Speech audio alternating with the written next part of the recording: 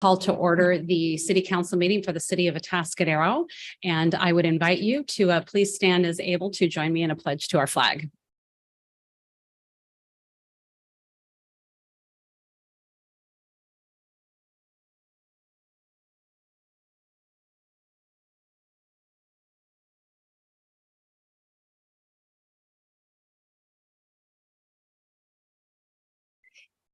Thank you. Roll call, please.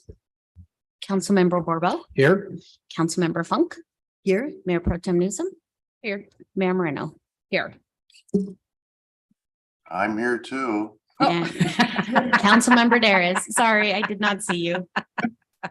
I'm in my hospital bed. I was going to say you have quite the setup there, Mark. But you look well. So nice to see you. That's why I'm going to change it back to that. There's my office. Oh my God. Oh, that was sneaky. That was very sneaky. All right, everybody is here. Well, if you are here in a person tonight, we welcome you. If you are on the webinar, on the phone, we are glad also to have you. Or watching on YouTube or all the various ways. I can't even remember all the ways we are out there, which is fantastic.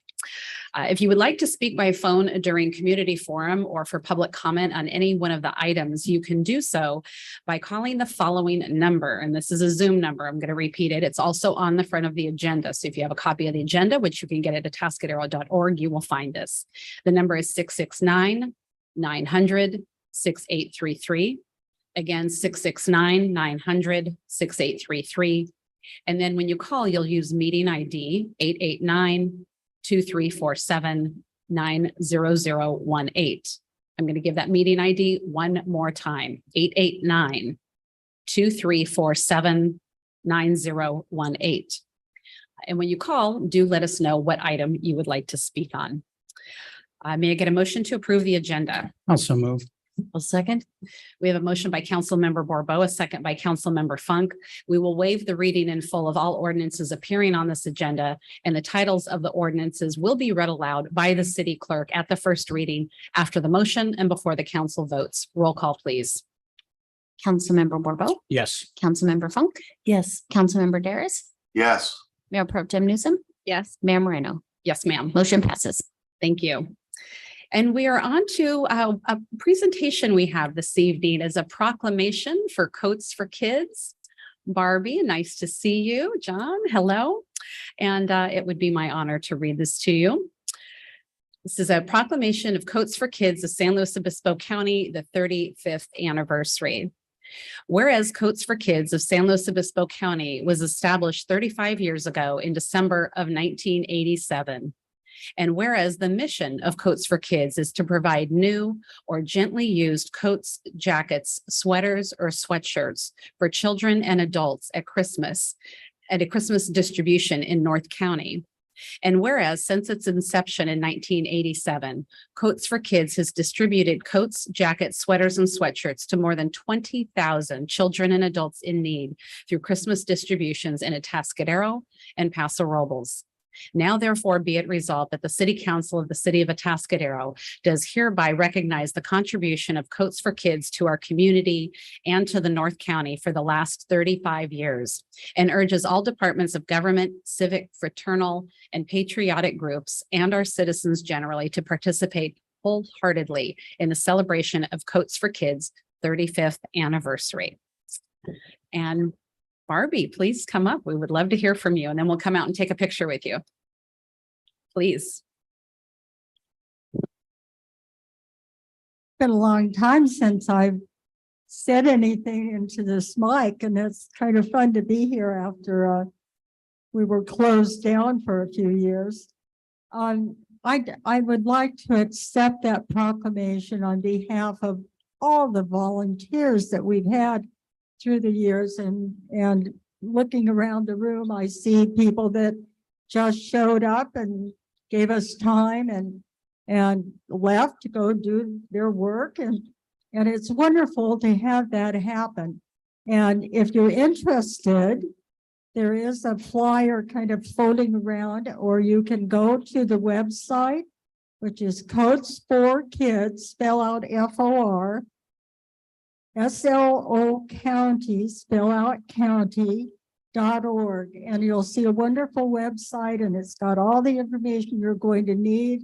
Brenda May, I thought Brenda was going to be here tonight, but Brenda is our volunteer coordinator, and you can call her, call Brenda, and get on the schedule.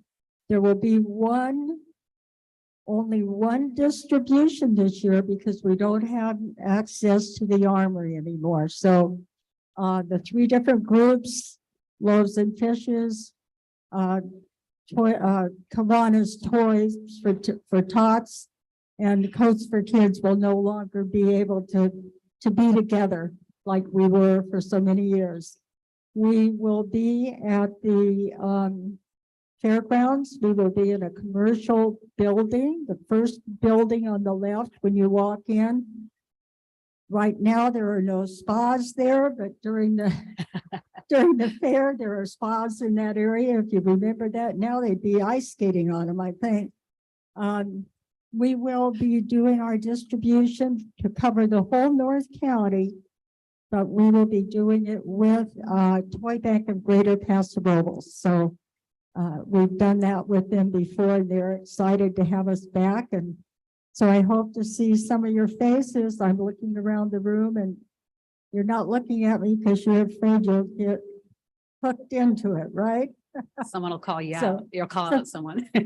Thank you for the proclamation. That's wonderful. Very Happy to. meaningful. And I will tell you, I'm sure Brenda would be here if she was probably not volunteering for another organization, because that's Brenda, a woman of service. Well, why don't we come forward and we'll take a picture with you.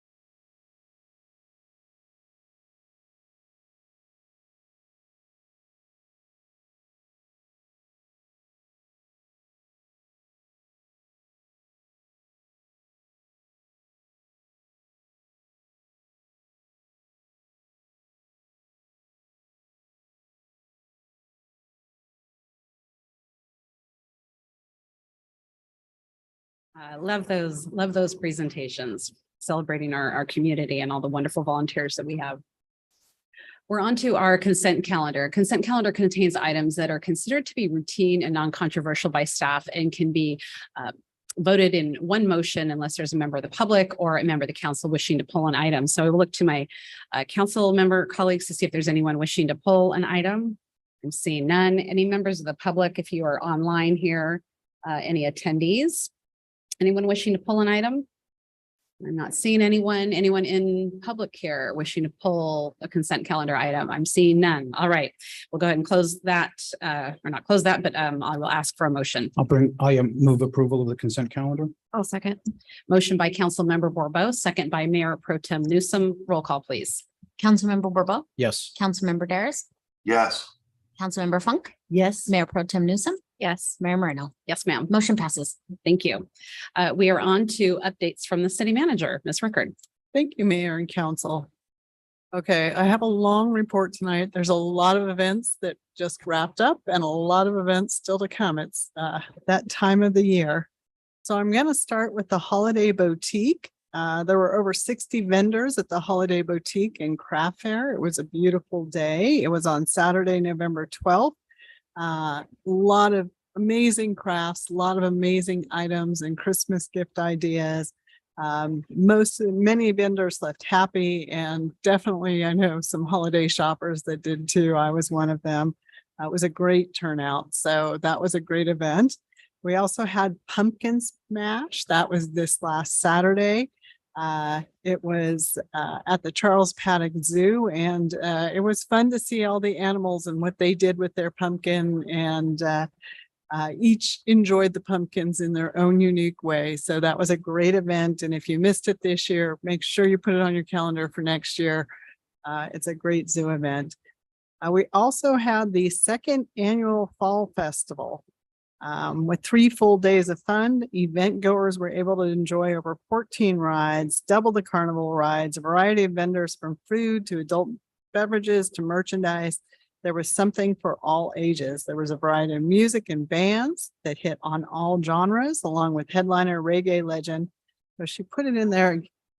There we go. Pato Banton. That's it. On Saturday evening. And this year's festival reported an increase in attendance with 18,000 people over the 3 days.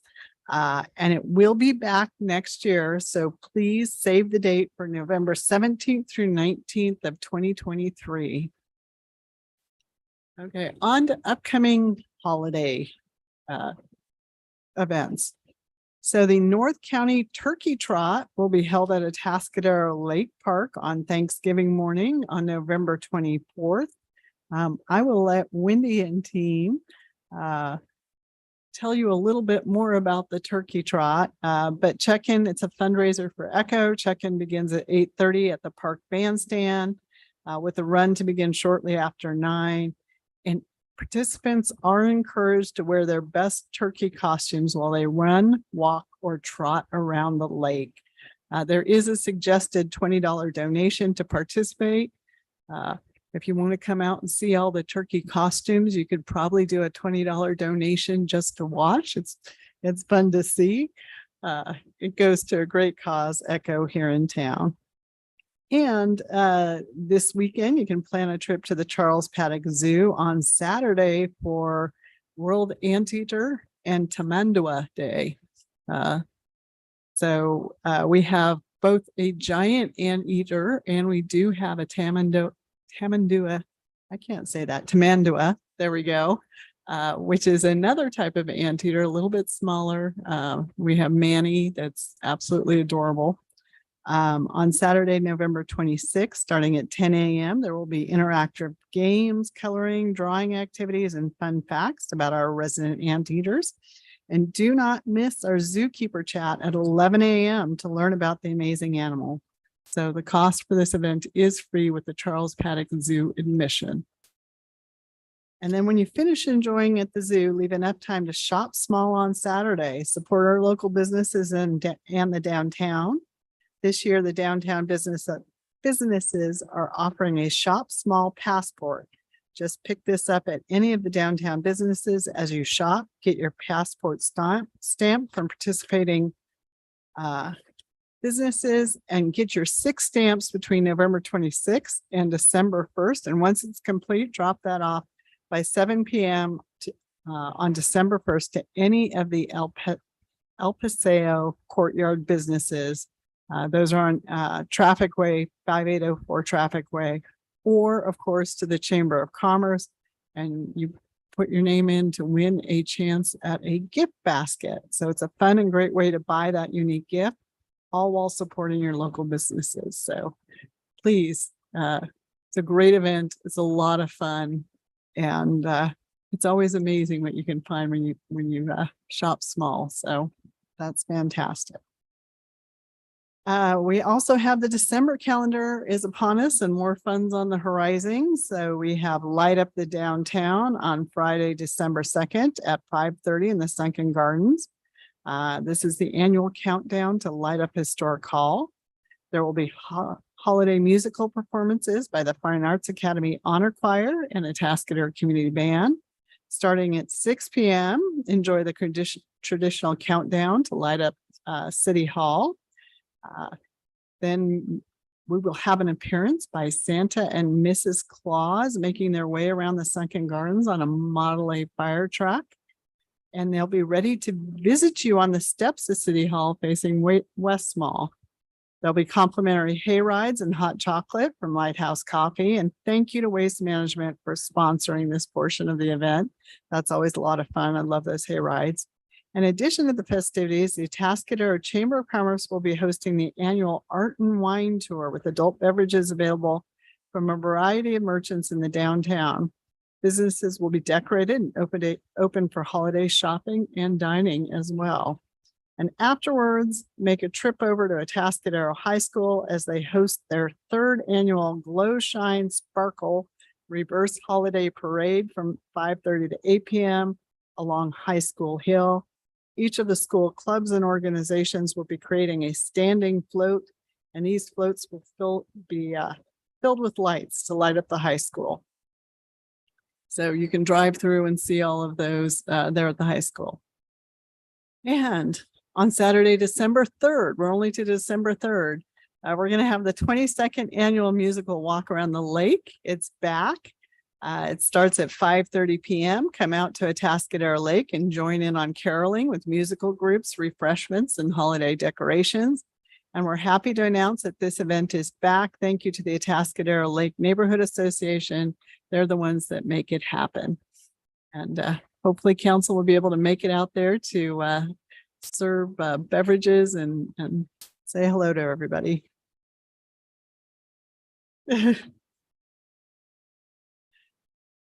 We also have the third annual Trail of Lights, which is an opportunity to show off your holiday decor. This holiday lighting tour map showcases the homes who have decorated from December 5th through the 25th. Deadline to enter for the contest is midnight on December 5th, and winners will be announced at Winter Wonderland on December 9th. So to register for the Trail of Lights, go to www.visitatascadero.com/Trail of Lights to sign up. And it's free to participate. And if you don't register in time for the contest, you can still register up to the last minute and be on the map. My husband and I have downloaded the map several times every year and drive around. It's a lot of fun to see people that go all out. We also have Winter Wonderland coming on Friday, December 9th from 5 to 9 p.m. with over 75 tons of snow and an amazing snow slide that's built by the Kiwanis. We'll have 2 snow pile areas. Santa and Mrs. Claus will be there. Joe's Little Train will be brought to you by the Elks. We'll have local performances by Atascadero High School Advanced Choir, Atascadero Elementary School Choir, Fine Arts Academy Choir and Dance Group, Motion Academy of Dance, A-Town Skate Park demonstrations, a host of bounce houses, bungee jumps, and over 50 vendors to enjoy. This event is free to attend.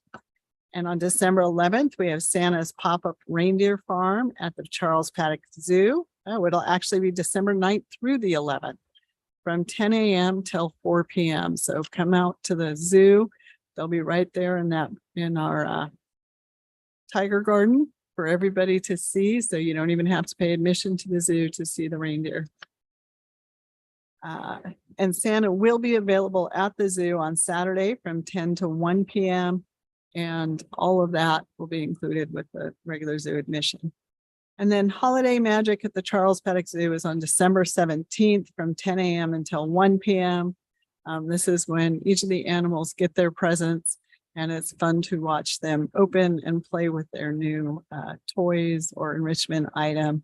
There will be, again, Santa and Mrs. Claus will be all over Atascadero. There'll be Strolling Magician by Andy Morris, holiday music by Gary Brill, and lots of animals to enjoy. Again, this is included with your general admission to the zoo. And that gets us through December 17th. We have a lot more events coming in January. We'll hit those next time. So with that, I'd be happy to answer any questions. Thank you. Any questions from my colleagues? I am seeing none. So thank you very much. We will move on to community forum. And this is the portion of our meeting that is reserved for individuals who would like to speak to the council on something that isn't on our agenda this evening, but over which we have jurisdiction. Speakers are limited to 3 minutes, and we have a total of 30 minutes set aside for community forum. We do ask that you would state your name, and we will have the timer going for your convenience. With that, welcome to our first speaker. Good evening, Jana Nicholas with Five Cities Homeless Coalition. I wanted to just give you a brief update with regard to our Cabins for Change program that you may have heard about. Is this related at all to the It is not. CDBG? Okay. It is not, which Okay, is why I'm please speaking to you continue. now. Okay, thank you. So we have a Cabins for Change program opening soon in South County that is comprised of 20 residential 100-square-foot cabins where we'll be providing case management services as well as housing navigation services for folks who are definitely homeless and are really living on the streets and in various encampments. I wanted to just introduce the concept to you on behalf of the coalition to make you aware of the efforts that we're making there in South County. It is going to be a countywide shelter, although I expect that we will have a majority of our folks coming from South County. But it's a new concept that we have here in the county that we are piloting in partnership with the city of River Beach and the county itself. And I just simply wanted to introduce the concept to you and answer any questions if you had any. Thank you. Thank you very much. Welcome to our next speaker.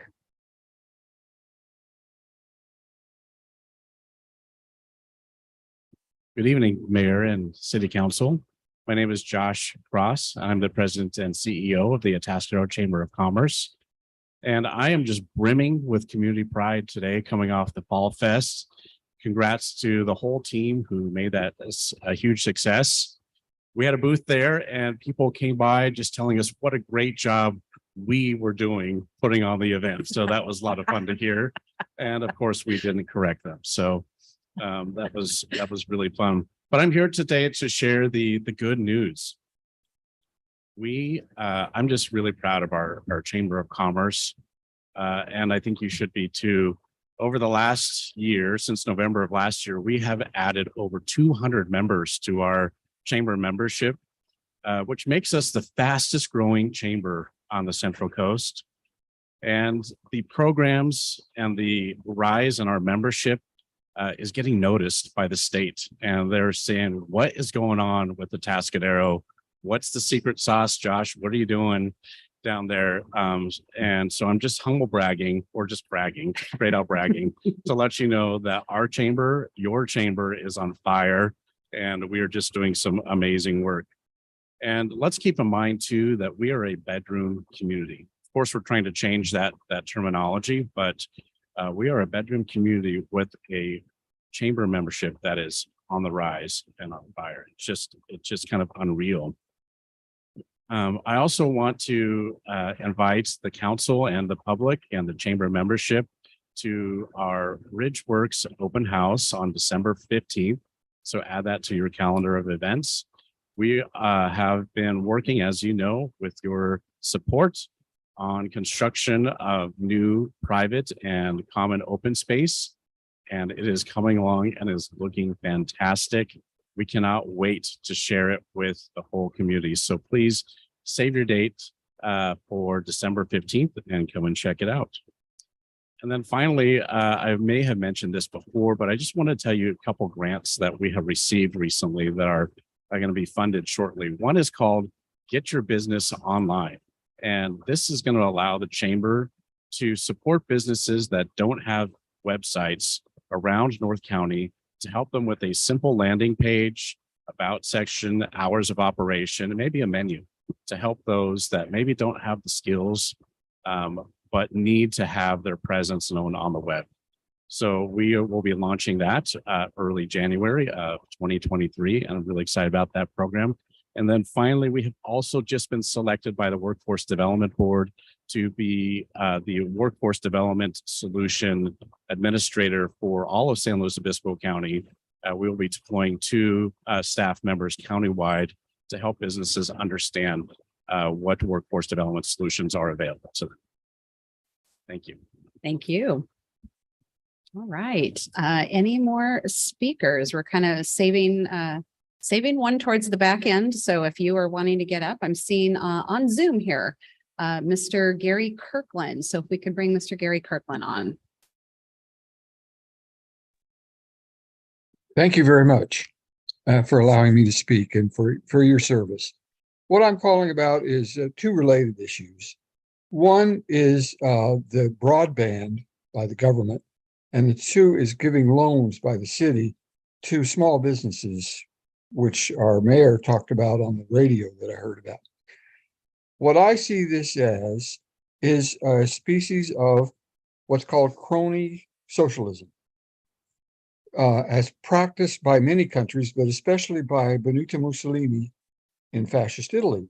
And what it is the government gets in business with private companies and starts either loaning them money or providing services for private businesses. And this leads to all kinds of issues. One is corruption. If a council person who's now in business with a particular business, if another business wants to come in and compete, there may be a drive, especially by the owner of the business, to stop other businesses from coming in. And also, there will be places where a business wants to build, but this other business who's already in bed, I'll use the term in business with the government will say, no, we won't zone that because we don't want competition. A better way to handle in terms of loans is to set up a corporation, a nonprofit, and have people on there who know how to evaluate loans, such bankers and real estate people, to determine if a business is viable and should receive loan money and get the government out of it. By the same token, broadband. The private sector has developed broadband and is providing it for people.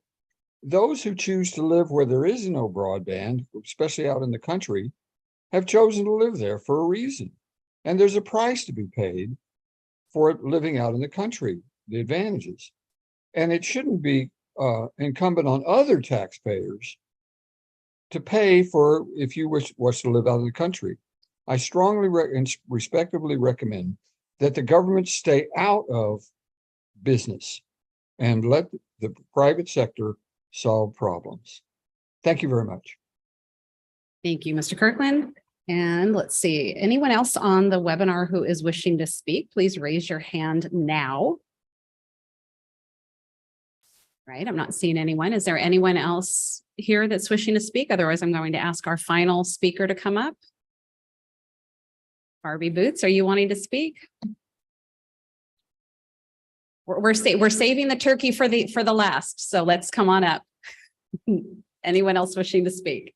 I just have to say, because I didn't have time to say it before, that I am so glad that John and I are still around to see what's happening. This city is just really rocking. I mean, all the activities that you just read, you must be exhausted. Anyway, I attribute it to all of you and thank you again. Have a good Thanksgiving. Thank you. All right, I think we've got a final community forum here.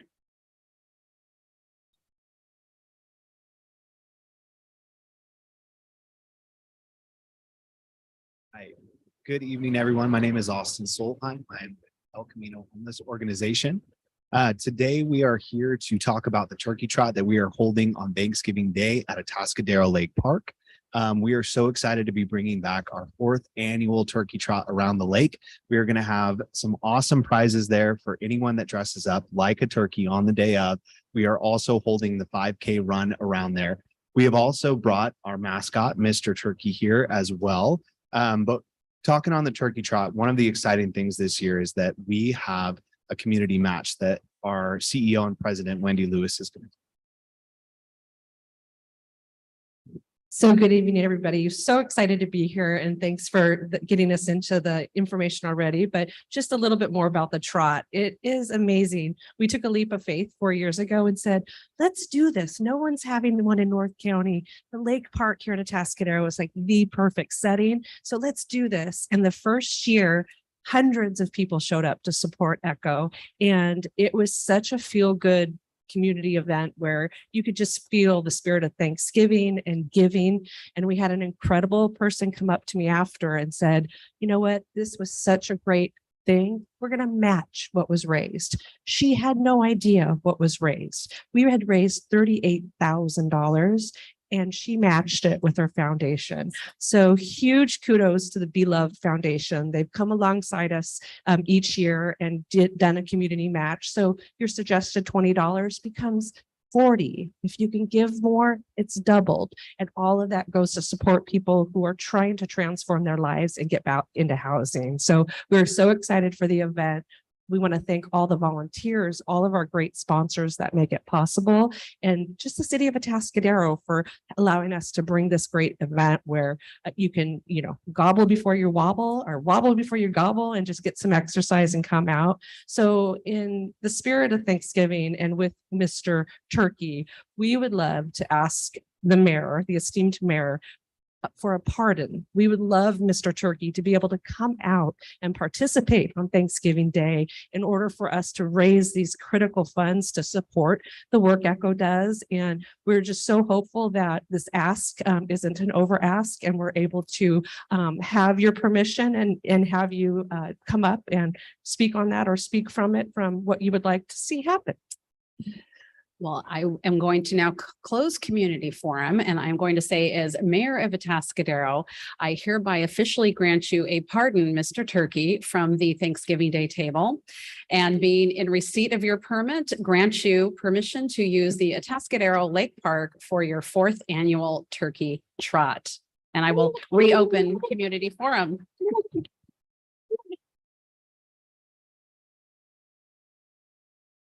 Anything you wanted to say, Mr. Turkey? You're talking with your hands. I like it. Excellent. Thank you. Oh, yes. Let's get a picture together. Community Best forum community is forum closed. speech ever.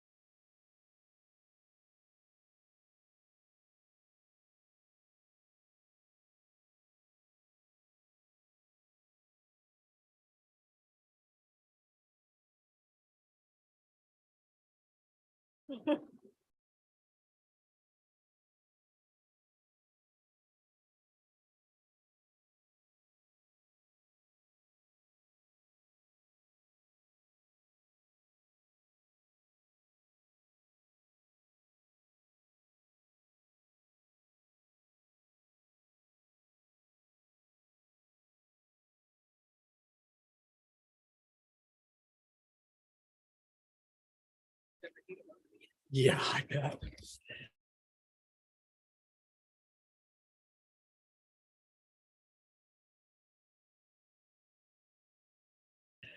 Well, that was great fun, things like that. Josh, thank you for the update on all the great things going on at the chamber. That really is good news. And you're right, Barbie, we are rocking here in Atascadero. In response to Mr. Kirkland, those are items that are going to be well vetted through the public process. And so you are welcome, as are all of our residents, to participate in that process as we go through it. With that, we will move on to here.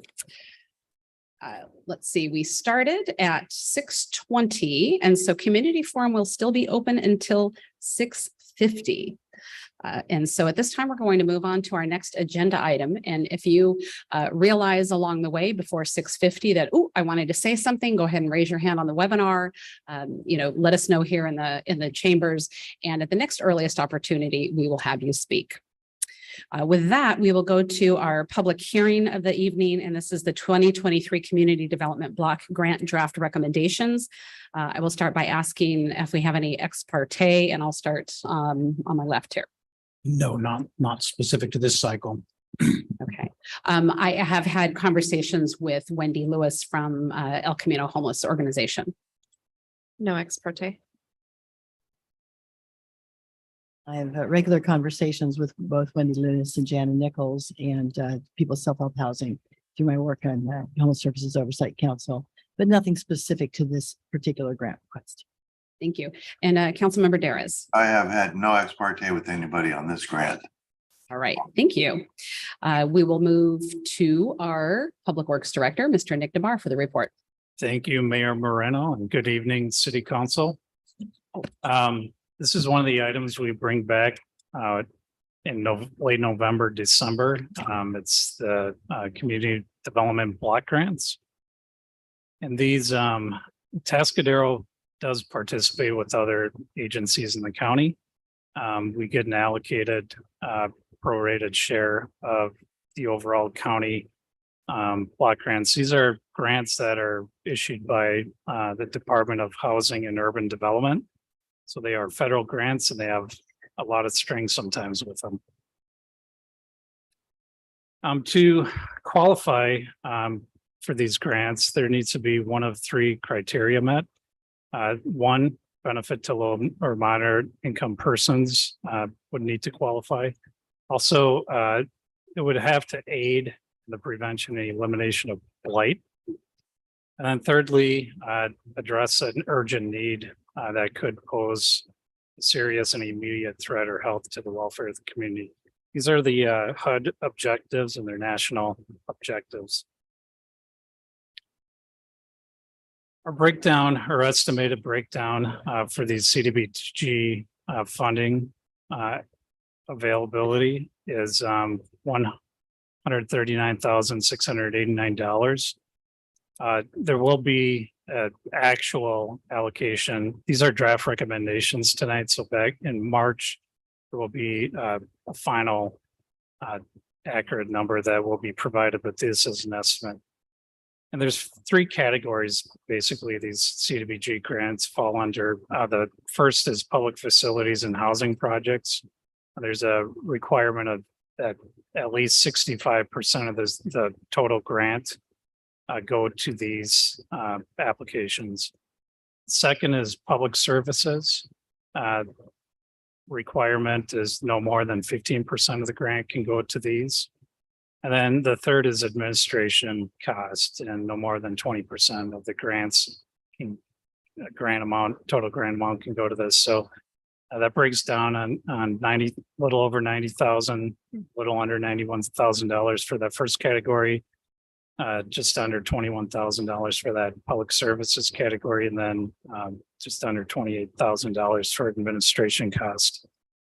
And the administration cost, since the county is doing a lot of our work with solicitation of applications and doing most of the heavy lifting for the grant administration, they do require a 13% share of that administration cost.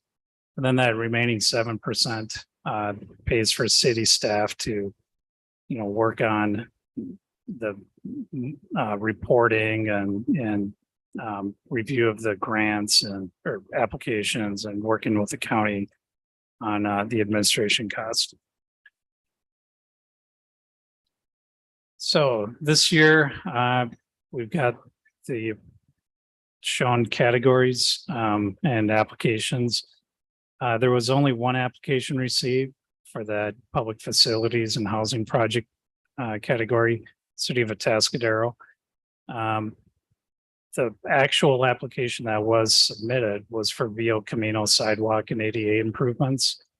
This project had been previously had some CDBG monies allocated, but not enough to pay for the improvements.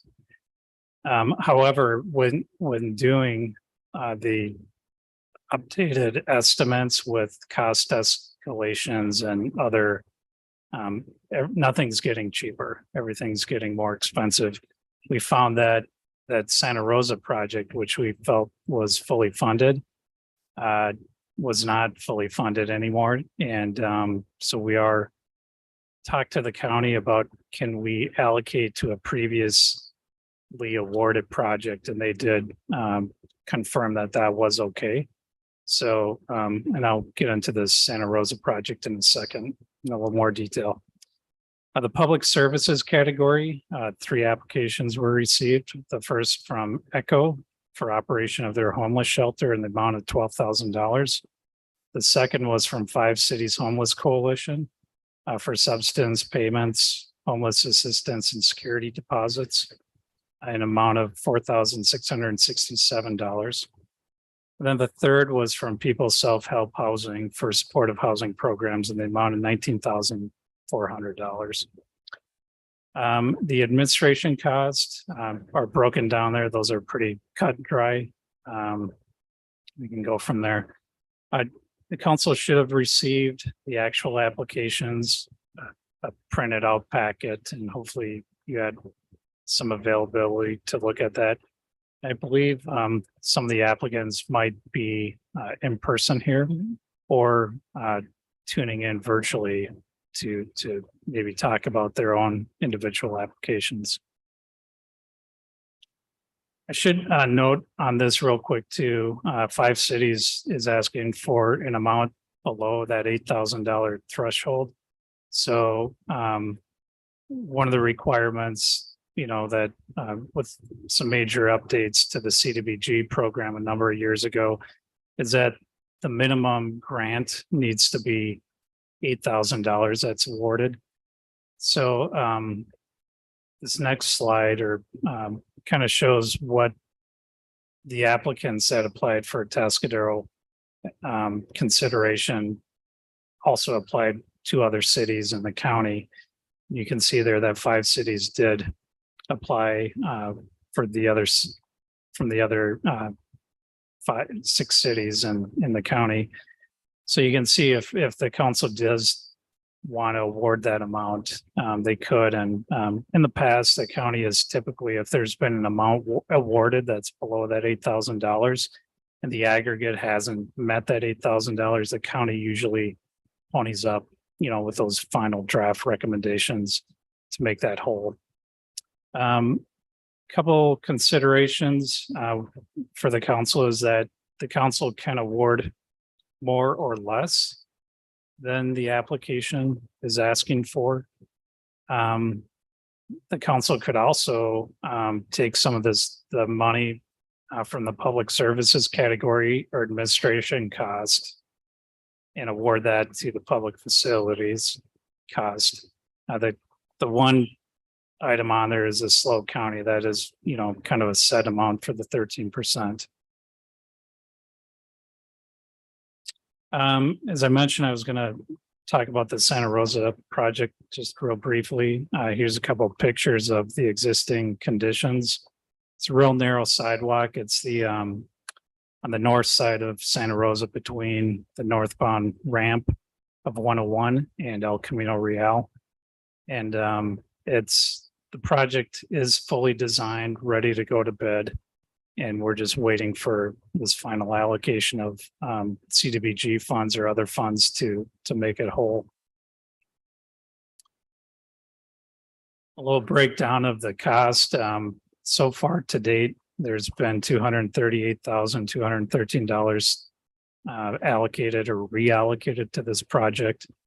The request from the city tonight is for that $90,798 for a total project cost of $329,000 and a little over that. And the estimated project cost is $315,000. So if the council so decides to award this amount to that project, there'd be a slight increase of a surplus for the project funding.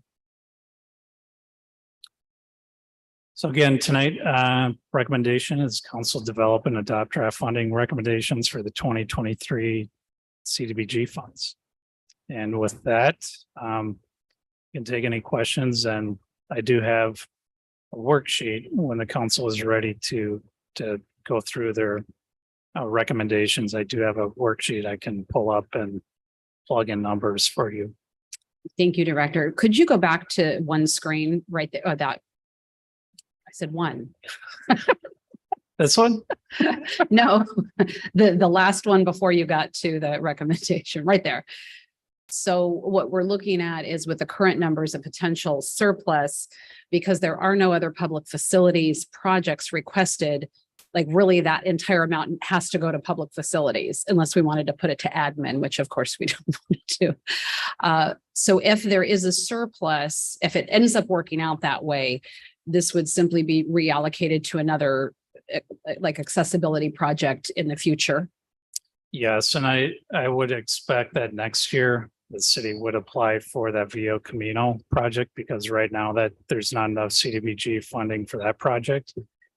So any surplus or unspent funding from the Santa Rosa project could be reallocated to that Vio Camino project.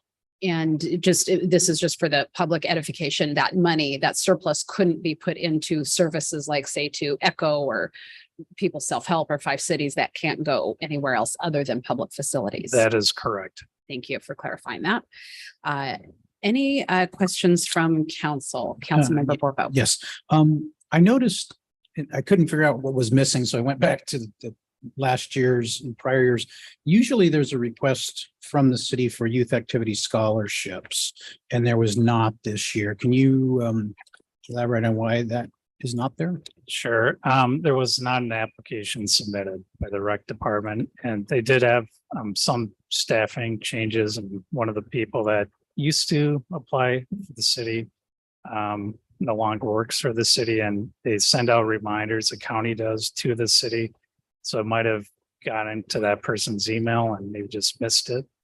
So yeah, it was too late to submit after the deadline.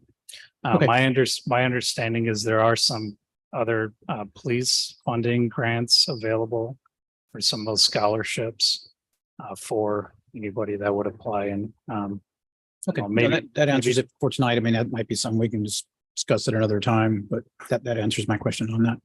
And then let's see. I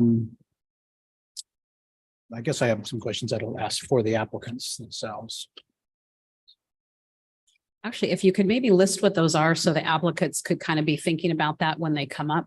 Yes, thank you. For 5 Cities Homeless Coalition, I was comparing what was asked for last year versus this year, and the explanation of how, benefits to folks in Atascadero. They're asking for actually for relatively little from Atascadero compared to the other communities, and I would understand that perhaps for the South County cities, but you're asking Paso for almost 4 times what you're asking Atascadero. Just wondering how those numbers are calculated or estimated.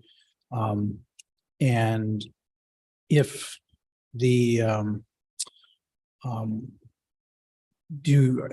you don't then set aside that specific amount to help people in that specific community would be the question, or do you? And if individuals wanted to donate to that cause, could they do so specific to their community? Say, I'd like to do this, but specifically to help somebody in my community, so to speak. And let's see, had the same question for Echo in terms of last year, they asked for 13,000. This year, they're asking for 12. They're also asking Paso, of course, for money in that, but there's a reasonable correlation there. Just wondering why the difference. And I think that's it. Complete? All right, thank you. Councilmember Funk. Yes, I see representatives of Echo and 5 Cities here. I don't see anybody online from People Self-Help. Maybe I'm just not recognizing them. But so I'm interested in from staff. Do we have any information on the extent to which the People Self-Help housing requests is specific to Atascadero as opposed to general services that they provide around the county? You know, we actually reached out to 5 cities and people self-help. And we did get a response from 5 cities. And some of the questions we're asking is, how many Atascadero residents, you know, did you assist? How many referrals? And then how is this funding going to assist Atascadero residents in what way? We did get a response from 5 cities, and let's see, she'll probably want to tell you herself. People self-help never responded back. So I don't have those exact figures or numbers or anything. Okay, thank you. Oh, I do see that Councilmember Darres has a question. Yes, thank you, Mayor. Nick, a question I have on the Santa Rosa project. When we saw this, discussed it last year, if I'm correct, the grant funds that we allocated fully funded it at the time, but then there was obviously a delay, probably because of COVID. You can explain, I mean, at least clarify what the delay was. And then now we're allocating more funds to that because costs have gone up, you know, everybody knows that. So if we could have an understanding as to why it was delayed, and if it's delayed again, you know, when is it going to start? And if it's delayed, are you planning on waiting till for grant funds the following year, or will it come out of the general fund? How will we, you know, when is this going to start, and how will we make sure it's fully funded? Sure, that's a great question, Councilmember Doris. And we actually delayed it. I mean, it's been designed for a while and just, you know, a shelf project ready, sitting on the shelf. And we knew we were a bit short last time, so we knew we were going to probably have to come back for some little bit more funding. And the other one is, you know, especially lately, the last 6 months, its costs have really escalated quite a bit. So without having that additional funding in place, we just decided to wait on putting the project out for bid. So there is, I can't recall offhand if there's a NEPA, the environmental or CEQA is done. All these projects need to have a NEPA, and we might be waiting on the county for that as well. And because they do that on our behalf, that's part of the 13% they charge us. So it could be that, you know, I believe that was part of it. And then the other part was just, you know, the cost escalations and trying to, you know, firm up that funding shortfall. So do we have an estimated start time on the, assuming that this amount that we would allocate tonight would fully fund the project to get going, do we have an estimated start time when you guys would get this going and hopefully be within budget? Right.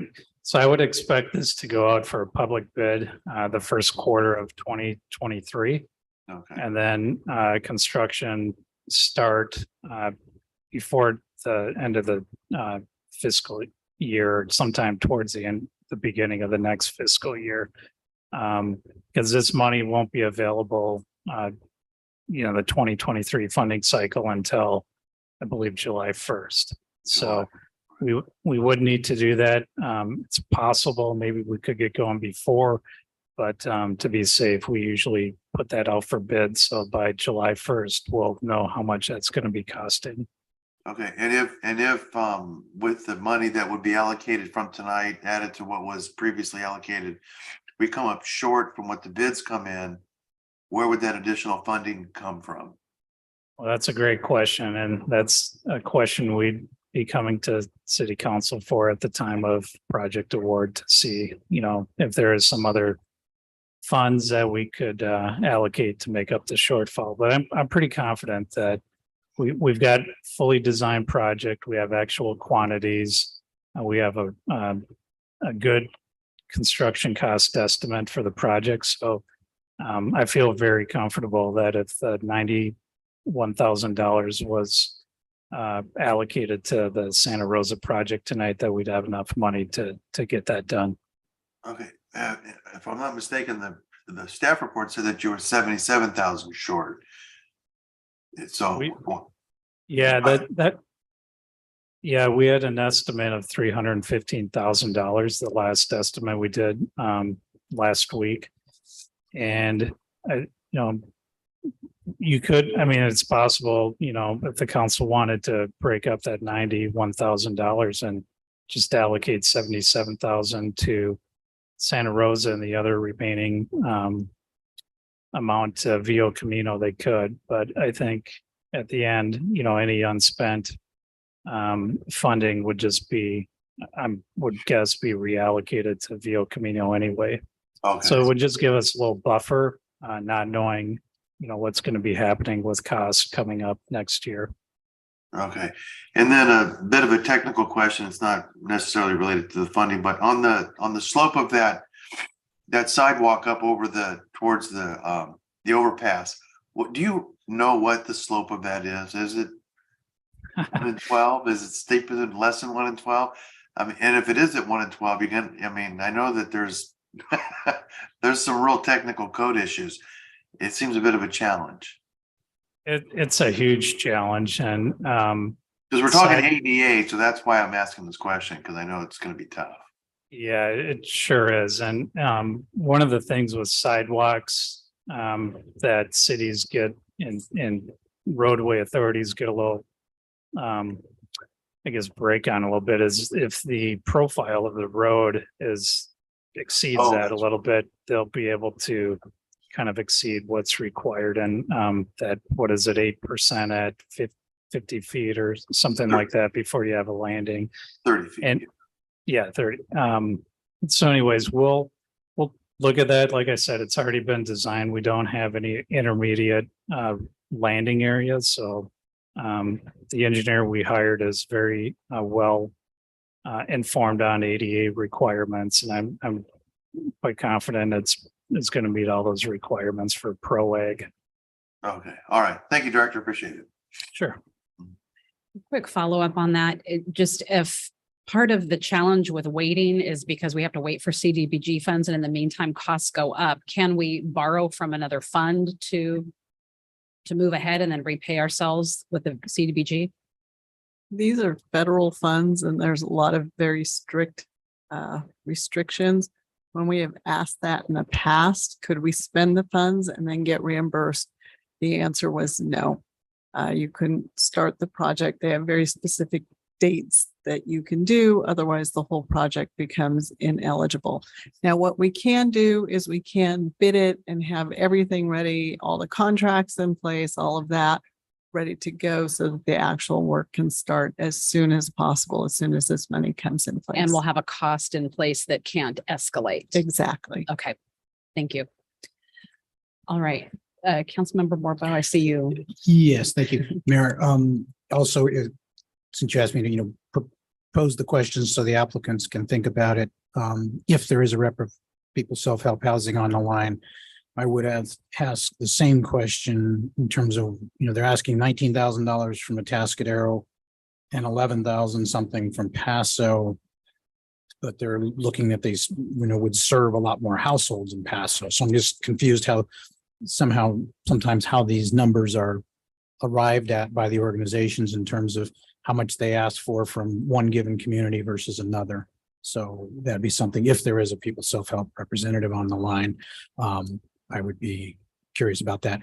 And also for staff, Mayor, since you got into this line of questioning, if so, because costs do escalate, and even if you have the bids lined up, they're not necessarily good forever, because contractors don't want to be held a year later to what they bid today. If we're adding, you're proposing, if we agree to add $90,000 to this project, you're estimating we only needed an additional 77, but let's say the bids come in even higher, and we're $15,000 short or something like that. I understand, as the city manager indicated, we can't, just assume we'll spend future years CDBG for that. But if you're that close and you don't want to see another year's inflation in construction costs, you could, I assume, add city money directly, $10,000 or $15,000, and just figure, hey, this is worth it to get this done.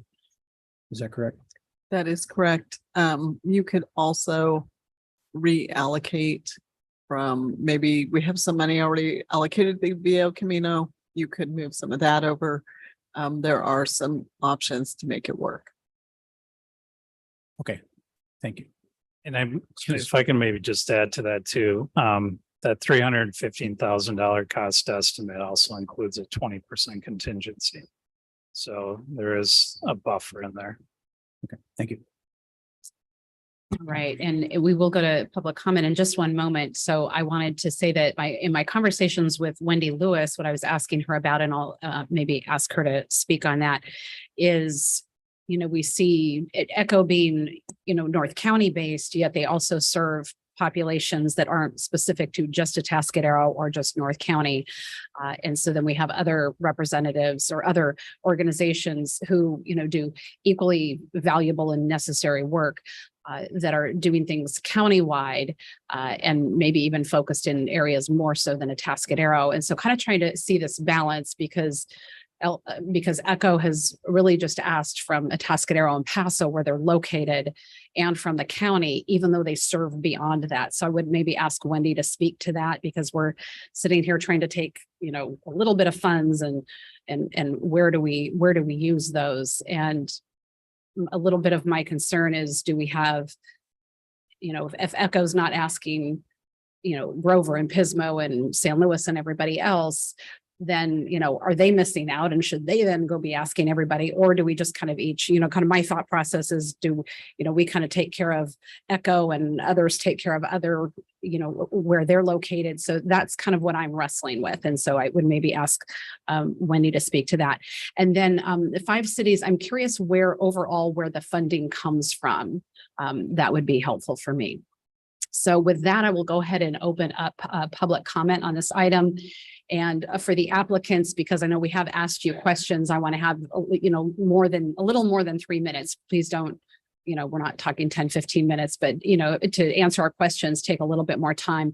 And then I'll have any other members of the public come up for any questions or comments. So with that, I know Ms. Nichols, if you want to come up. And it doesn't look like we have anyone on the line from People's Self-Help. I'm not seeing Ken, who typically comes. Good evening, Jana Nichols with 5 Cities Homeless Coalition. Let me see if I can go through a variety of the questions that were asked. Very specifically, based on the questions I received earlier today, we will have spent between January and the end of October $84,482 serving the citizens of Atascadero. We have provided one application fee. We have provided deposits for people moving into units for 25 households with an average of $1,400 per deposit. We have provided landlord incentives to 2 landlords to accept our clients based here in Atascadero. We have provided rental payments to 16 households, averaging about $1,000 per. We've also done a great deal with regard to homeless prevention, and I'm going to address that in a minute. But we've provided deposits for homeless prevention to 3 households. And for homeless prevention, that means that we can also move a household from one unit to another that may not be affordable to them. We have provided homeless prevention rental payments to 6 households. And separate from that, we have provided immediate needs assistance for car repair, registration, that sort of thing, for just about $700. So I think it's helpful to have in context how we work collectively. And I really appreciate some of the questions you've had. Yes, I have 5 Cities Homeless Coalition in my name. And much of our services, street outreach, sheltering services, are specifically targeted in South County. So some of the differences in the application amounts that we've applied for have to do with the fact that we're asking those cities in the southern part of the county to support us in some other activities, including emergency shelter. So this request to you tonight is specifically about rapid rehousing assistance and homeless prevention assistance. And we do provide those services countywide. We work very closely with Echo in providing those services. Oftentimes their case manager who will be making the referrals to us, but will be paying the deposit in rent and providing the qualifying information for that. The funding streams are very diverse. Everything from COVID funding that will be sunsetting soon, that's come through the Emergency Solutions Grant Program, as well as the Community Development Block Grant COVID funding program. We also receive annual allocations of ESG and CDBG money. That's what this obviously is here this evening.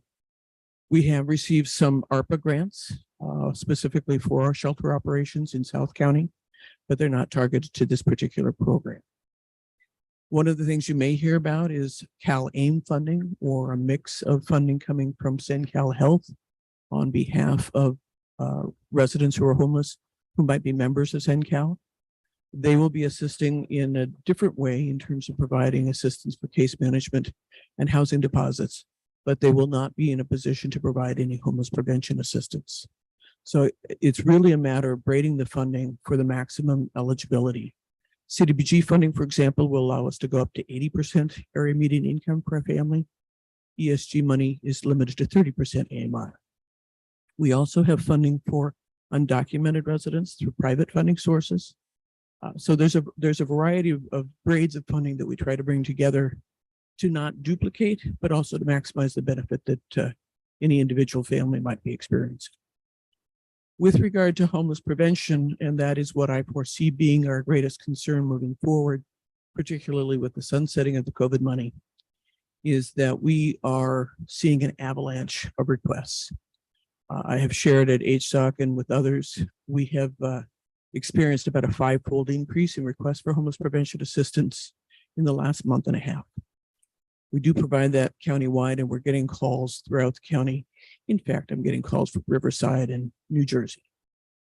That said, we're going to be in a position where we really are going to be stretched to keep our families housed. And the cost for that to the community, to the family, and to the landlord is significant if they lose housing. So I'm asking you to keep that in mind this evening. I absolutely understand that the small amount of money that you have available through the public services portion of this grant is minor, and I appreciate any symbolism of support. I don't seek to detract from any of our partners. I can't speak to their program specifically, but as I say, we work very collaboratively with them, and I support their applications as well. It's a tough nut to figure out. If I can answer any other questions, let me know. Thank you, Ms. Nichols. Mayor Pro Tem Newsom. How many new residents of our city do you see coming in from out of the area or out of the state that suddenly find themselves homeless? We're not seeing a tremendous amount of folks coming in from out of the area. I think the last point in time count estimated something like 8%. It's really close to 90% of the folks that we're serving, not only through our program, but other programs here in the county, are county residents. Thank you. Any other questions? I think you went through things fairly thoroughly, so thank you. You're welcome.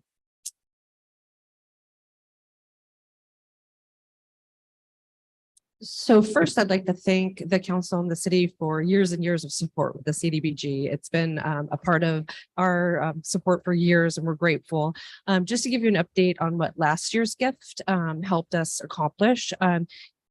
Keep in mind, we had COVID restrictions still. We were under public health guidelines. So in Atascadero specifically, we were operating at half capacity because of the pandemic. So even with operating half capacity in the Atascadero, we were able to shelter 99 unduplicated men, women, and children. So that was 99 people from the community that stayed and received case management services and all of the things that we provide to help them on their journey back into housing.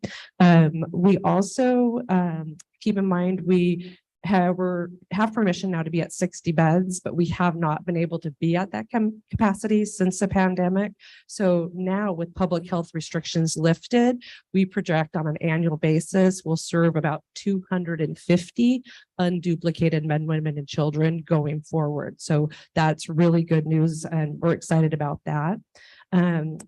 Other things that we've been working hard on is outreach. We know with outreach out in the community, so reaching out to people who aren't physically coming to ECHO, you're going to reach and more people and get people involved in services. So we've added a street outreach program. And with the combination of the street outreach program and outreach we physically do at Echo Atascadero with our meal program and our showers, we reached another 550 unduplicated men, women, and children. So those are pretty significant numbers and that we're touching out in the community and working constantly to bring those resources to. The showers included a total of 2,508 year to date. Meals, we've served over 20,000 meals at Atascadero alone. Some more about the impact, and my favorite part too is, you know, those are bigger numbers and those are great numbers, but the numbers of people getting housed even at half capacity. Year to date, we're at 39 households that have been permanently housed because of our services. That with post-COVID restrictions, we average about 100 a year. So that shows that with these services and that support we offer, people are getting back into housing. It really does happen. So to some of the questions that were asked, why we only asked for 12,000 instead of 14,000, we look at generally other applicants. And I know the city generally has the fund and the support for rec services for youth sports. So we kind of look at that and try to be thoughtful where, you know, we don't want to ask for more when some of the funds are being reduced. We want to just be mindful of that. And that was the reasoning behind that. And then we do serve countywide. We serve anybody who needs our services. The percentage of those we're serving that are from North County is very significant. Kind of what Jana mentioned, it's not more than 10% on average that are coming from out of the county. Those are usually here seeking services, domestic violence situations, or came here for a job, something happened. So the majority of the people we're helping are Atascadero residents that really need the support. And we do not go to the other communities for the CDBG funds. We concentrate on Atascadero and Paso Robles just because we just have always had that mindset and do not go to those other communities other than the county. One question I have, and we had talked about this because I recall I don't know, 2-3 years ago when we were doing CDBG and talking about the youth scholarships, which unfortunately we don't have at this moment.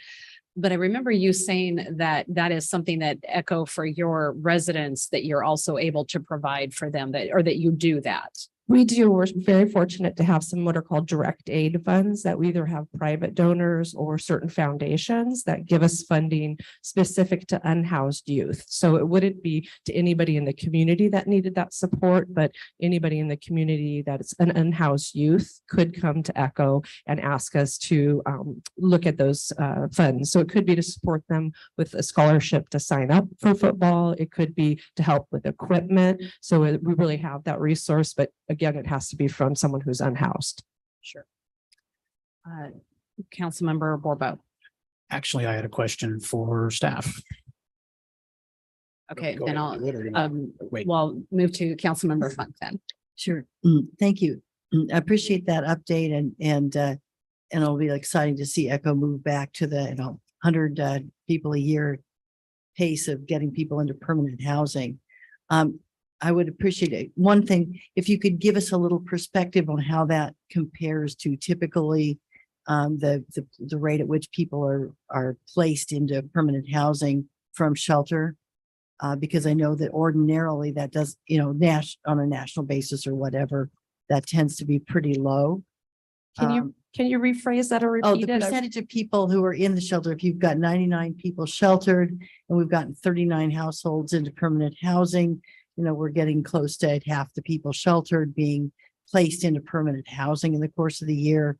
And relative to other, national standards, whatever, my understanding is that is really quite excellent. Yeah, But so in our 90-day program, so the people that are in that program that are getting intensive case management, that is a tailored case plan to what they need. So very different if you're an 18-year-old without those life skills, that might look like how do you interview, how do you dress for a job, those basic skills very different for a fragile senior. So it's really tailored to what they need. And in that program, we average about 50% of the people in that case management 90-day program get back into housing. So on average, if you're in kind of best practices in homeless services, if you're meeting like 10%, that's considered kind of your good benchmark. So that program-based intensive really does have a better success rate. Great, thank you. And we also heard about the explosion in requests that we're seeing. And Five Cities is not the only organization seeing that in requests for homeless prevention assistance and rapid rehousing. If could you talk? We're also seeing lots of high capacity utilization in shelters countywide. Can you talk about the extent to which your Paso facility is also how it's running to capacity? Yeah, in both locations, we're seeing, unfortunately, having to turn away people on a nightly basis. That's one of the hardest parts of our job is when someone is seeking that help and you're, in some cases, having to do a lottery. And unfortunately, saying to someone, I'm so sorry, we don't have a room for you tonight. So in Paso, we're averaging turning people away about 15 to 20 a night. And in Atascadero, we work off of a wait list. So that's a little bit different of a process, but our phones are ringing like crazy. They ring a lot normally, but just as John, I mentioned, they're just has started to increase, and we do see potential of what is else happening out there. So we're just trying to do our best in order to meet that demanding need. Okay, and can you update us on the winter warming center, which last year was managed? There was one managed here in Atascadero. Yeah, so we managed it for a couple of years, and then with bringing Paso online, we kind of have shifted to using the emergency beds in Paso as that option for warming. So we now have that 365 days a year. So people who are seeking those services to get out of the the cold have that option in Paso Robles in the emergency portion shelter. Okay, and the emergency portion shelter is currently turning away 50 to 20 people a night. Yes. Okay. Councilmember Yeah, Wolf. I'm sorry. Let me follow up on Councilmember Funk's question. So there is not a winter warming shelter in Atascadero this year. There's not one in North County this year. And is there any transportation for interested people to go to the Paso location? We don't do direct transportation, but we do have bus passes that we offer as a resource or a tool. We can, through case management, if it is a certain type of case where they are medically fragile. Paso is the better location because of having a single room to themselves. Case managers can transport, but it's not like a bus type of situation, but we do offer the bus passes. And would they know before they take the bus up there whether or not there's going to be a space? No, that's the tough part of it. They So would not have that assuredness because of Okay. the nightly lottery. Understand. And then are you aware whether or not transitional food and housing is handling medically fragile people who are homeless and released from the hospital? I'm not 100%, so I would feel comfortable speaking on that. Okay, right. Thank you. Thank you. Any other questions from council? Not for Ms. Lewis. I'm seeing none. Okay, thank you very Thank much. you. So now with a community forum still open, inviting other members of the public to speak, and I will ask that we have the timer going. Good evening, Council. Jeff Oslin, resident here, business owner. I want to go back to about 5 years of this because I've been here for several of these, going back and forth.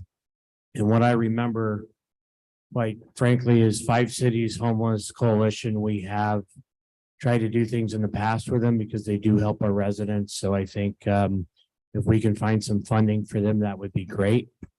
Secondly, when it comes to Echo, which reminisce a little bit, they used to not be open 24 hours a day. They are now. They need our support more than ever.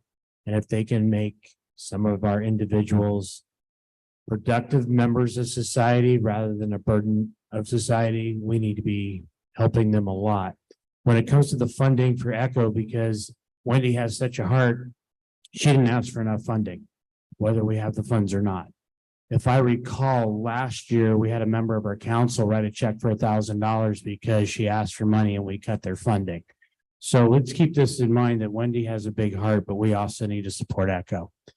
As a parent of foster care children, I can tell you making a difference in their lives and keeping them as productive members of society is less of a burden on my business or businesses from being broken into or loitering. Also, less of a burden on our police department and staff. So anything we can do for those two entities for funding, I think clearly needs to happen. And being that one of the applicants can't be reached, I think that's the one that gets cut tonight. Thank you very much. Thank you, Mr. Oslin, and I will look and see if there's anyone else wishing to speak tonight. Let me go to the webinar. See, I've got a couple of people on the webinar. Anyone raising a hand? No? Last call? All right, we'll go ahead and close public comment and bring it back to council. I believe Councilmember Borbo, you had a question for staff. Yes, thank you, Mayor. Question for staff is thinking back to last year, trying to recollect, obviously we had the youth activity scholarships and we did give a chunk of money to them. We gave a chunk to Echo and we gave a small amount to 5 cities. Did we give anything? I don't think we did, but did we give any funding to people's self-help housing last year? They did apply for 21,000 plus. I don't recall. I can look it up here real quick. If you like. Got it. Because to me, it's relevant. If we didn't give it last time and, they're not here at this time, that's kind of germane to me, as Mr. Oslin kind of alluded to.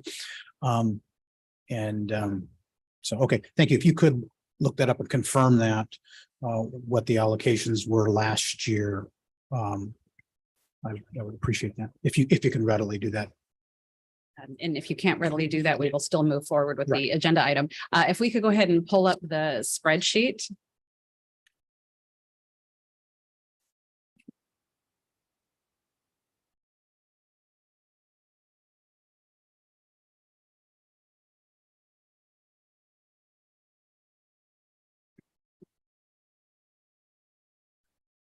Thank you. All right. And with that, Councilmember Borbo, would you like to start? Yes, my recollection being we did not give money to people's self-help housing. So we have $20,953 to allocate, if you will. I would recommend that we give 5,000 to 5 Cities Homeless Coalition and the balance to Echo.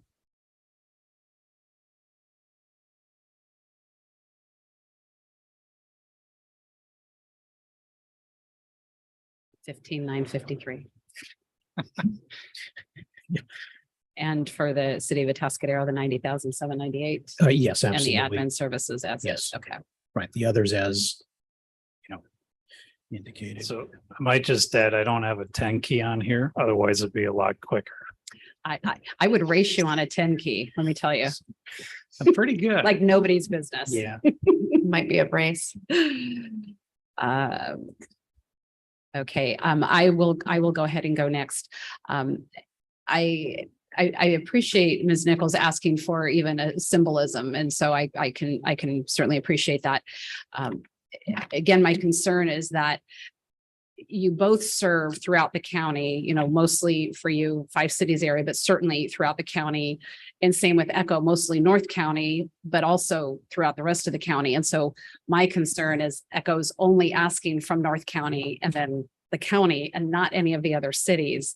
And so even though we have this money and it looks like, well, hey, let's give them some because they're helping Atascadero.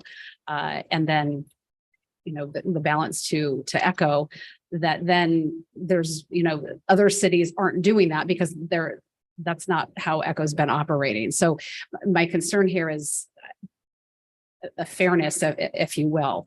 I can appreciate the symbolism, so I will honor that request. And what I will say is, I will do 3,000 to 5 cities, and I would like the balance going to Echo, and then of course the public facilities and the administration as is.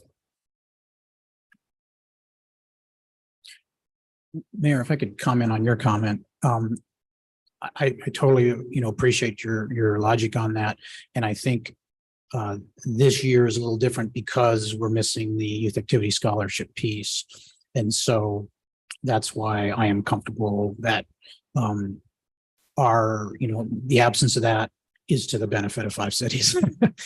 And to be honest and frank, that might not be a reasonable expectation next year. I hear you. Mayor Pro Tem Newsom. As we start to look at these numbers, it's really hard to pick and choose. And it's hard when we don't have a pot of money that goes to the services and what you guys are having to deal with and the challenges you have with funding. I'd like to see 5 Cities Homeless Coalition at the amount that they requested and the rest to go to ECHO. And then for the other applicant that didn't show, it's really important for us to show your impact to our community. It's really important for us up here to understand what it is and how you're providing for our community. It's important for us to hear from you. Councilmember Funk. Sure. I share the sentiments on people's self-help housing. I know they do great work. I will be more inclined to be favorable to them when they have their actual the new facility up in that we're trying to get built in the north end of town, and where their use activities and so forth will be more directed towards local folks. I also recognize that both of our homeless coalition applicants were judicious in their requests of us in recognition that we usually have the youth scholarships. So I wanted to, for starters, fully fund both of those requests, and then split some of the difference of the balance of funding. So I would and weighting that a little more heavily to ECHO. So I would put 14.5 for ECHO and 64.53 to 5 cities. You see the calculator on my phone. No, 12. It's called a 10 key, Charles. 5 key. 10 key or What whatever. earth is that? 10 key. All right, Councilmember Darres. All right, thank you. If I recall, which may or may not be relevant, but I think 5 cities asked for actually less last year. And it's funny, I had already written down pretty much what Councilmember Bobo did. I'm going to round it up to 5,000 for 5 cities, and then the balance going to El Camino Homeless Shelter. I think in our area, it's important for us to support what ECHO does. I think they do great work here. And then in the other 2, the public facilities and admin as requested. Thank you. And I'm assuming everybody else is as requested for the public facilities and the admin. So I think Director, you can just put that straight across. So our average is a 16,129 going to ECHO and a 4,824 for 5 Cities Homeless Coalition, administration at the 20% and City of Atascadero at 90,798. Can I ask for a motion, please?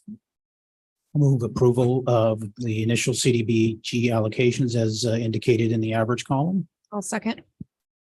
We have a motion by Councilmember Bourbeau, a second by Mayor Pro Tem Newsom. Roll call, please. Councilmember Bourbeau, Yes. Councilmember Darres, Yes. Councilmember Funk, Yes. Mayor Pro Tem Newsom, Yes. Mayor Moreno. Yes, ma'am. Motion passes. Thank you. And now we are on to our final item, which is a management report, North County Broadband Strategic Plan Project Update with Community Development. Why does it say Phil? Is Phil doing this as well? I think it's just Lorelei, right? We will do Lorelei. Phil is participating from home, but Lorelei has Okay, the so we've got items. Community Development Director Phil at home, and then we've got our Deputy Director of Economic and Community Development, Lorelei Capel, will make our presentation this evening. Thank you. All right. Thanks, everybody. We'll be very quick. I'm very excited to give you a brief update on the North County Broadband Strategic Plan Project. Here with us today is our consultant, Maria Kelly, with the Teleworks team. We began the project in October. We're off to the races with data collection. As you know, we've had a public forum. Maria can give you a little bit more on our data that's been collected thus far, but otherwise I'll turn it over to Maria and she'll tell you a little bit about this 22-week effort that we're working on that should wrap in May or March, sorry, and kind of complete our entire effort. Maria, take it away. Thank you so much for having me here this evening, Mayor and Council. Next slide, please. What? It's on. Want me to hold it really close?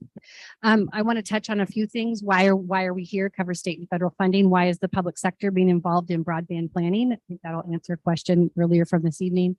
Project timeline, outcomes, a little bit about what we've collected so far in data, and then what for your council's consideration as this process and project moves forward. Next slide, please. So historically, COVID turned the direction on what we wanted from broadband, and the state of California passed, or the governor had an executive order, broadband for all. And following that was some significant state legislation, specifically SB 156, and some other legislation there, just high level, but there new even more legislation coming through in 2022, which there is funding within here for the public sector to participate in broadband planning and potential broadband deployment, but to help the state achieve broadband for all.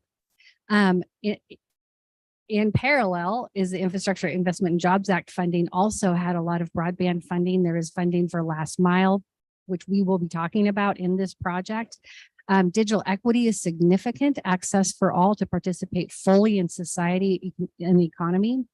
That's the digital equity, and then telecommunications and workforce, all which these are all ties to why the public sector is participating in broadband planning. Next slide, please. So the project timeline, as Lorelei mentioned, I believe is in the staff report and in your packet. You can see all the activities throughout the process. We are fully in data collection. We've completed some of the public forums. We will still have a few more workshops with staff. Appreciate staff's participation. The survey has been deployed. I'll cover a little bit of updates on how much we've received back. So November, December is really packed. We'll be hunkering down in January and doing some really finalized framework development, analysis development, and be back in front of your council by March to provide a final product. Next slide, please. These are all the activities that go into the 22 weeks. Broadband needs analysis. This is the people side of infrastructure. When we're talking about broadband and we're talking about broadband for all, we're not just talking about infrastructure. Infrastructure is a key piece, but getting people access at affordable and reliable internet speeds is a significant piece of what we're talking about. So that broadband needs analysis is really important. And we look at digital access, digital equity and inclusion in there. Then the infrastructure and how that all folds into a full strategy plan. These strategic plans that cities and counties are doing are incredibly important to supporting California in their lofty goal of 100% of Californians online. No target date, but wanting everyone to be able to connect to the internet for all kinds of reasons. Anyway, next slide, please. So as of when we pulled this data snapshot, this is the speeds test. This is the number of speed test locations throughout the county. I did do a check before, as I was getting ready for this evening. For Atascadero, for fixed location, 115 speed tests were completed, and for cellular location, 29. We would like to see 500 speed tests from each community within the next 6 to 8 weeks. So we may switch from just promoting the needs assessment and really start focusing more on the speeds. Again, very nuanced, but with the FCC new maps coming out, these speed tests really help us identify where those needs are and potentially help challenge telecommunications self-report. So again, California Broadband for All download and upload speeds are looking for 100 symmetrical. That's what they're planning towards. They want to see that be the minimum. So as you can see, there's great access for the most part, and there's we'll break this down a little bit more, break these speeds down more as we go further through analysis and really look at that break between the 100 symmetrical and anything that's lower than that. So we can identify where those needs are. So this is the speed test data. This can be found at www.pcbroadband.org/needs assessment or assessment, and encourage everybody to be taking the speed test. Chambers pushing it out, we're pushing it out, press release pushing it out, but we really need that engagement and participation. Next slide, please, on the data, on the needs assessment data.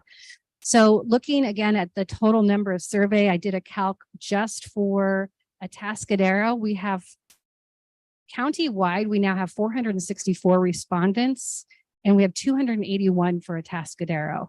Again, this data collection is being paid for by a California Emerging Technology Fund grant. So it is being data collected countywide. It is what the county needs to be doing as well, but really making the push here in North County right now. So we're looking at, reliability, affordability, and availability. Again, keeping a lens of broadband for all as we do the analysis moving forward. Next slide, please. One of the other significant pieces of the project is an open access GIS mapping. And these are all some of the layers that we'll be looking at to correlate where the highest needs are, where the target areas. And this will also help with either current design and or future design. This information is also very helpful to telecommunications as they come to deploy broadband, or if they come in as a partner, if there's a public-private partnership. This is information that's incredibly helpful to them as well, pending how which direction the city decides to move in broadband engagement. This is all going to help lower that barrier for telecommunications to participate in deployment. We're looking for competition. Next slide, please. So for your consideration, thank you so much for making sure that staff is accessible. It's very important. Staff has sat through at least a half hour so far of identifying assets. So appreciate all your time. So that's to the next point. We are working on the gap analysis to identify where policies and procedures don't align. Where are the difficulties within policy and procedures for telecommunications to deploy? That is their biggest cost. And a lot of times when they say they don't deploy or there's a no ROI on their investment, part of it is the barrier to it through the planning process and through government. So reducing that barrier from the public sector is really important. So that's what we're working through on that one. The GIS mapping partnership that's ongoing. Again, really appreciate Luke's support on this one. It's been incredibly fantastic. And then for as you can, and yes, you've made broadband a priority, super grateful. Continue to make it a priority. May not require an investment, but making sure that when general plan amendments are updated and all those other things that, again, may potentially be a barrier are reduced and broadband is identified as a priority. It helps access funding. It helps access partners. And so just for your consideration to continue to keep that a part of your conversation. And again, that goes to the final point. Participate as much as you can, and how you can best help is reaching out to your network to please help promote the data collection in the speed testing and the needs assessment. It really is going to be incredibly helpful to identify the underserved, and as well as identify those residents within our community that need access to training, equipment, tools, and to help them connect to the internet more easily. So big piece of what Broadband for All is also just is part of. And I believe that's it. And I think I did that as fast as I could, but happy to answer any questions. And Lorelei, I'll look to you. Is there anything further that you have for us? No, that's everything. We just really wanted to have the opportunity to get in front of you, emphasize the importance of the speed test, which you all understand, share that with the community, and let Maria talk about the importance of some of the policy work that will be coming up in the next couple months, where we have to make sure we're getting roadblocks out of the way as quickly as possible, pun intended. And we're right. And when will we be in the public forum taking a look at this again and having this conversation about some of those policy pieces? Do you want to take that one, Maria? I would anticipate that it's probably upon completion of the strategic plan, then we can offer council and or staff to bring back policy recommendations for your council. Part of this assessing what's happening in the city is what we're doing right now, and that would be complete in March, April. It's a quick burn. Okay. Yeah, no, that's just fine. That's what I imagined, but I wanted to make sure. Any questions, Councilmember Funk?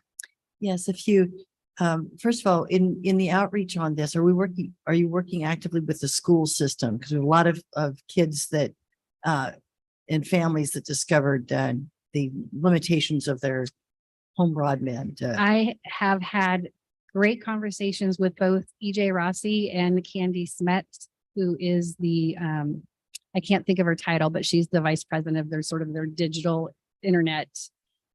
So yes, they're fully engaged in the conversation. Are we reaching out to the PTAs and other folks in the families where we could try to get more participation in the speed test? I am deferring to the schools. We'll do another push. There is a section of the data collection needs assessment that is specifically geared to 13 to 18-year-olds, and it is completely anonymous and private. We've had a couple responses. I will ask the schools to make sure to please push it out to that population again. Sure, thank you.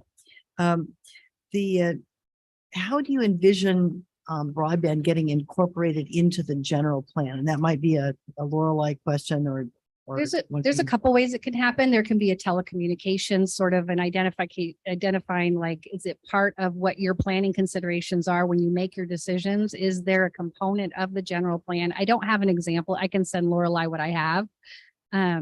But there are different ways that cities and counties will incorporate telecommunication planning or broadband planning within their planning documents themselves. Okay. And then I know you're just in the middle of the gap analysis and looking at the policy issues. But we'll be doing as a body our strategic planning, which runs on a 2-year cycle, and we do that in January, February timeframe. I'm looking at Rochelle, who's nodding on that. So we'll be doing that prioritization work before you get back with this results. Can you give us sort of a breadbox test? Are the policy things, issues that we're likely to need to address going to be a really large amount of staff time, a modest amount of staff time, or not too bad? Based on our conversations that we've had so far, I believe there may be a modest amount of staff time required to really get some of like the right of ways and certain things mapped out and really identifying where infrastructure deployment could happen. Again, it depends on the role that the city is really going to take. Is it going to be does the city want to fully execute infrastructure on their own? Do they need a public partner? Do they want to just, how is that, or a private partner? It depends. But we may know better in a couple of weeks to be able to provide some guidance. Should you want to include that in your strategic plan, it's worth a conversation. It would be helpful to have a general temperature read on that by the sort of end of January, whenever we do that strategic planning, so that we always have a lot of things that we'd like staff to be working on, right?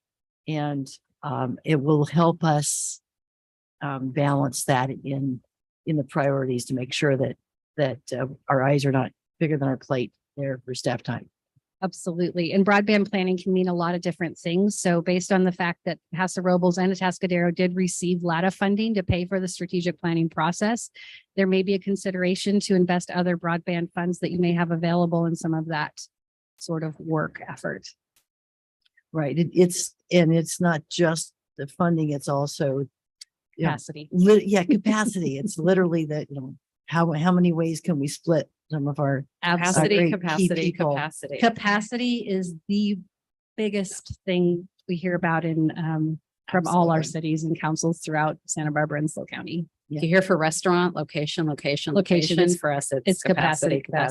Right. Well, and that's consistent with what you see in the private sector, where the single most scarce resource in any of my private clients is the time of the senior executives staff. Anyway, thank you. Councilmember Borba. Yes, thank you. Maria, a couple questions following on Councilmember Funk mentioned reaching out to schools, and I saw you speak at the Chamber Mixer last week, and I assume you're continuing to work with the Chamber, reaching out to businesses. Yes, well. I have Josh's full commitment. Okay. Also, and what about developers who actually build new buildings who are keenly interested in this availability of broadband? We're not spending as much time with developers. We spend more time with actual internet service providers. So we have met with several, and we have more meetings coming to find out what potential partnership opportunities there are. We know that there's a need, so it's not as much to the it's not as much as it's making sure that the connectivity is available. So no, we haven't done, I have not done a lot of outreach to that particular sector. Thank you. And last question, slides look very interesting, but I'd kind of like to look at them some more and probably have some more questions for you and Lorelei. Did you indicate the website, or Lorelei, you can say where those are available? Yes, I'll go ahead and have those posted for the city and make sure they're part of the public record and packet. But yes, the website Maria mentioned was actually for the broadband assessment. So we'll Okay. have that posted as well. All right, And just to follow up to your question about working with developers, even prior to us hiring Teleworks, we have had those discussions with developers about the importance of providing broadband so that they can bring jobs to their new developments. However, we also will probably be looking at that when it comes to policies. We've talked about dig once, you hear what that means, but we could also say, if you're going to be developing X acres or more, we'd like you to put conduit when you have the street open and things like that. We can ask for things like that as part of this project to create kind of our package of being broadband ready. Okay, great. Thank you. That's along the lines of what I was thinking. So thank you. Perfect. All right, some good questions. I think we are finished with questions. So why don't we open up to public comment? If any member of the public wishing to speak on this item. Yes, thank you very much, Maria. Thank you, Jeff Oslin. A few comments. I have seen the social media push on the website to go for the speed test. Maybe it could be where it's a quick link, so you don't have to reinvent it, and you might get a lot more response. Making that easier, and then those can be emailed out to others to hit a quick response. Some comments that were made earlier in public comment about broadband and being we're in comment on broadband. I'm going to bring up a few things. Competition is good, folks. I lived here in the 80s when we had a choice of, depending on where you live, Sonic or Falcon Cable, period. Let me tell you, our infrastructure countywide has not been very well upgraded since the current company took over, because they don't care about it, because we're too small and don't have a good enough ROI for them. So competition is good. Anything we can do to increase broadband reliability, so when council is at home and they're not getting muffled, which we see quite often, gets eliminated. High speed, because there is a lot of people still working from home. Whether or not we ever are locked down again, doesn't matter. Some people work from home, some people work from an office. We need reliable broadband in the city and in North County for us to grow, attract good businesses, and have the bandwidth to provide it. So anything we can do to make sure that we are doing these things is a positive. Thank you. Thank you, Mr. Oslin. Anyone else wishing to speak? Whenever we see people that come, but they don't speak, I'm always like, I don't want to close too soon. Let's see, let me go to the webinar quickly here. And I'm not seeing anybody in the webinar wishing to speak, so I will go ahead and close public comment and bring it back to council. Lorelei and Maria, thank you so much. Very good report. Exciting to see the work that's going on and having this all come together. The funding that we have is very exciting. I do want to ask our city clerk, this is just receiving an update, but in my agenda, it says here to take a roll call. We don't need to do that. Wonderful. Thank you. Received. Thank you. All right, we'll go on to council announcements and committee reports, and I will start with Councilmember Darris. I do not have anything to report. Thank you. Except you're reporting that you're not in the hospital, which is good. Yeah, and as we speak, this cold is getting worse just through this council meeting. So I know. Let's get you going. All right, we'll move quickly here. Councilmember Funk. Thank you, Madam Mayor. Much of what we've heard bits and pieces of what was discussed at Home Services Oversight Council. The headline things is among other things, the tremendous uptick in requests for homeless prevention assistance as some of the other restraints fade. What we are seeing across agencies also is, including the Veteran Services and CAPSLO and 5 cities and talking about homeless prevention, that people are losing their housing because landlords are requiring them to leave so that they can upgrade the property and charge higher rents, then that person will not be able to afford when they to come back after the property is renovated. So that's further causing constraint in our very tight market for anything remotely affordable in housing. So we do anticipate a continued significant increase in homeless prevention assistance, and are looking to shift some of our priorities for the funding streams coming up to work on that. The county is also making really good progress moving forward on the data elements of the plan to get us better understanding more systematically of who is homeless, where and why and how people are getting stuck in the system and how we can move them forward. We do know it continues to be a challenge to the two growth groups are families and seniors. Particularly older for persons with significant chronic health issues or medical challenges. And we're working on a variety of things to address those particular populations.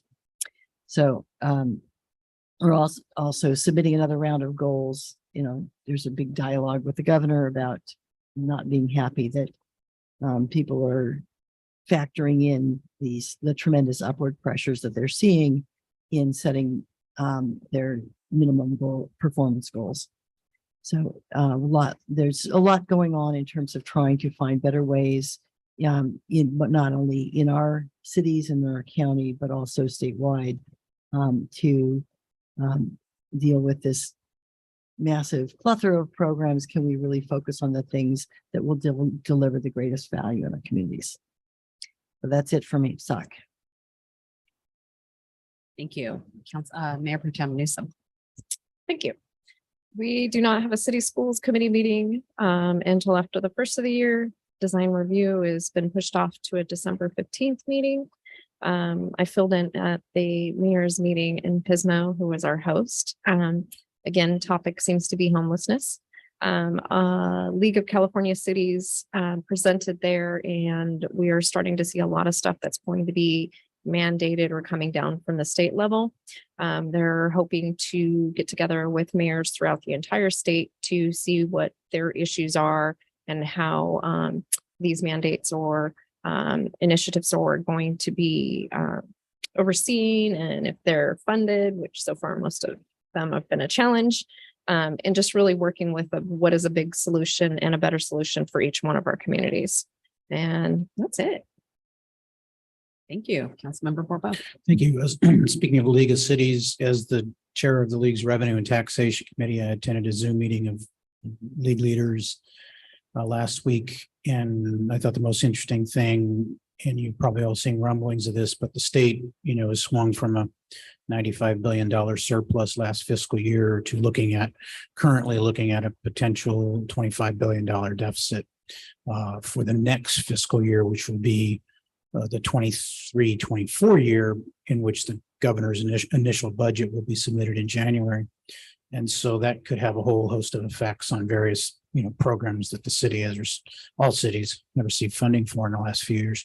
So that's one thing. And I'll also be attending a league meeting for committee chairs and what they call division chairs, et cetera, next week in Monterey. And then at our last IWMA, or Integrated Waste Management Authority Board meeting, we received a review of a organizational assessment done by an outside consultant that had been requested by all of the jurisdictions as part of updating the Joint Powers Agreement. And the good news is there identified potential cost savings.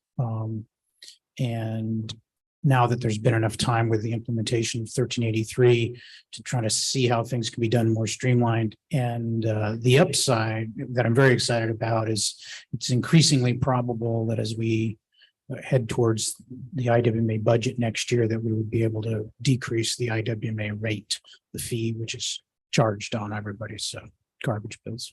So that would be a great thing.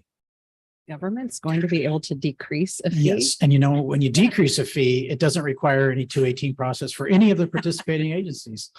Excellent. That is So, good news. I I kind feel- of want to just end right there. I feel very good Just- about that and about where we've come from at the IWMA. Absolutely. Thank you. And I have nothing to report. I have some upcoming meetings, but nothing in the last couple of weeks. So with that, I will ask for any individual determinations beyond a very happy Thanksgiving to everyone. So maybe I'll see you all at the turkey trot. And anyway, very happy Thanksgiving. We'll see you all in 3 weeks at our next meeting. Adjourned. All right. Good night, everybody.